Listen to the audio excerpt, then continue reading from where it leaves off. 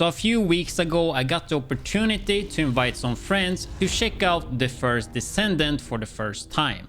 In case that you haven't heard about this game before, it is a new third-person loot shooter game with up to 4-player co-op that's on the way. It gives me a lot of Outriders and Destiny vibes, and I guess we could also include a Division there as well, since it is a loot shooter. This is gonna be a shorter first impression of the game from the recording session that we had, and I make sure to show some extra gameplay to finish the video off.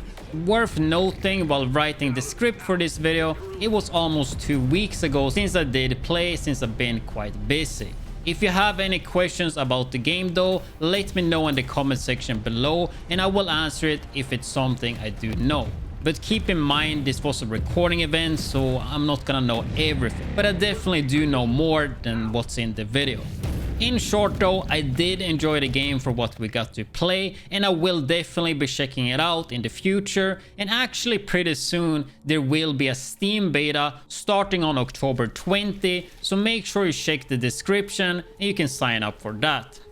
Anyway, starting off with the classes here. There are around 10 different classes to pick from that have all different skill sets. Quite similar to how it is in Outriders, and some classes actually do feel quite identical, especially when it comes to Trickster, Technomancer and such. I don't think that's a bad thing though, since there is so many classes in this game compared to like Outriders and Destiny that only have around 4. So there's a lot of variety in the classes. So we started off our recording session playing a bit from the campaign for like around 2 hours, I would say. But we did have a double experience boost compared to the normal version.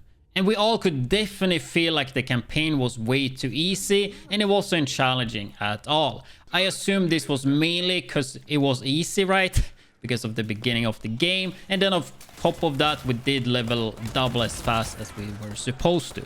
So it was really hard to get a feel for the different mob types and such, since everything just died kind of straight away. And we were never close to dying or anything like that. So I personally don't understand why we had a double experience, because it made it impossible to judge the game's difficulty and such. So I can't really say too much about the campaign in terms of like feel and all that.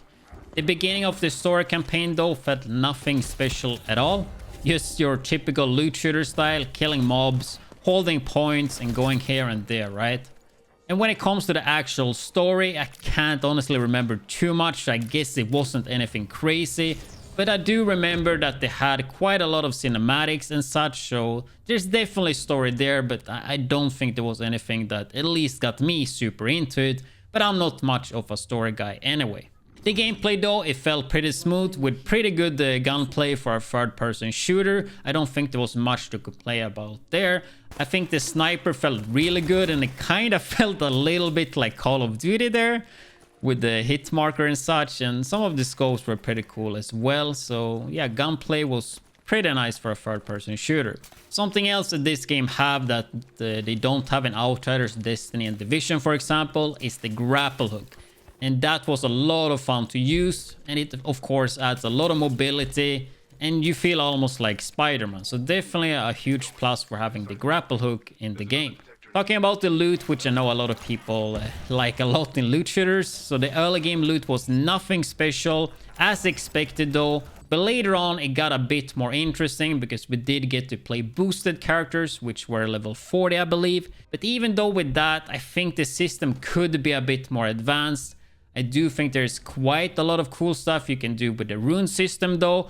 But excluding the rune system, all the other gear slots were super basics with just the same stat type, and it would just be increasement in that stat. So that was kind of boring.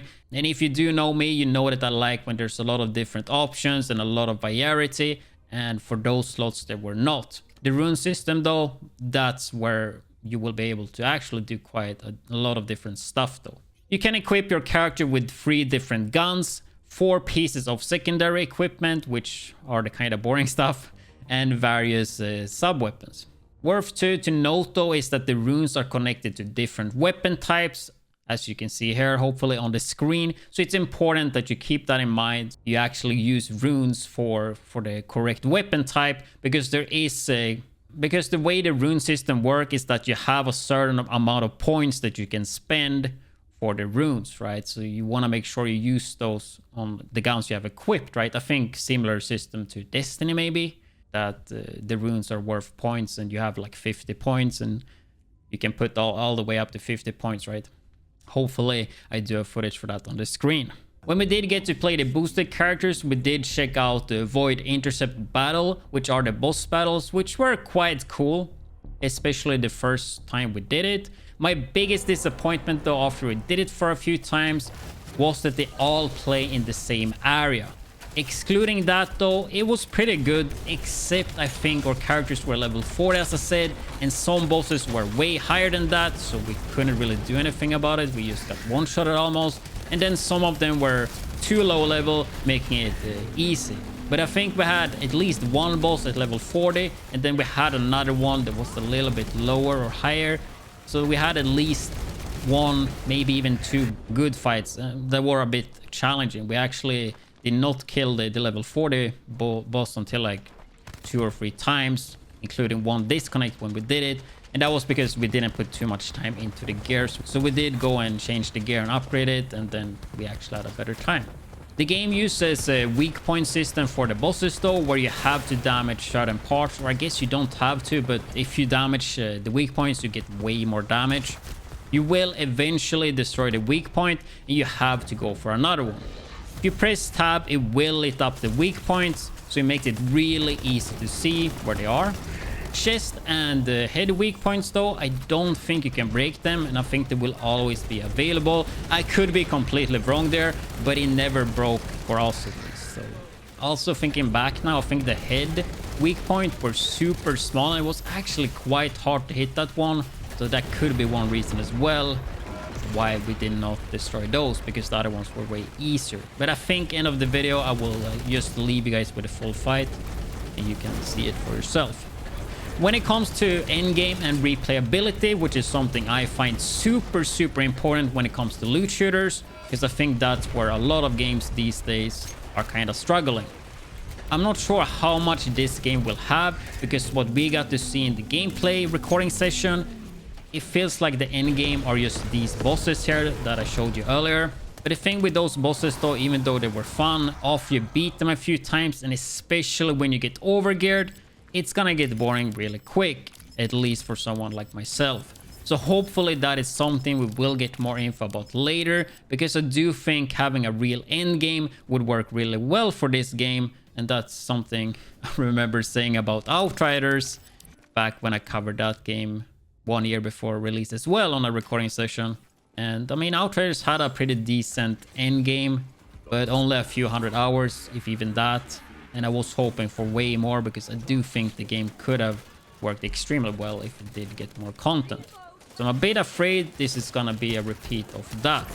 So I don't believe this game is something you can put 1,000 hours into. But I gotta keep in mind, like, this is really early.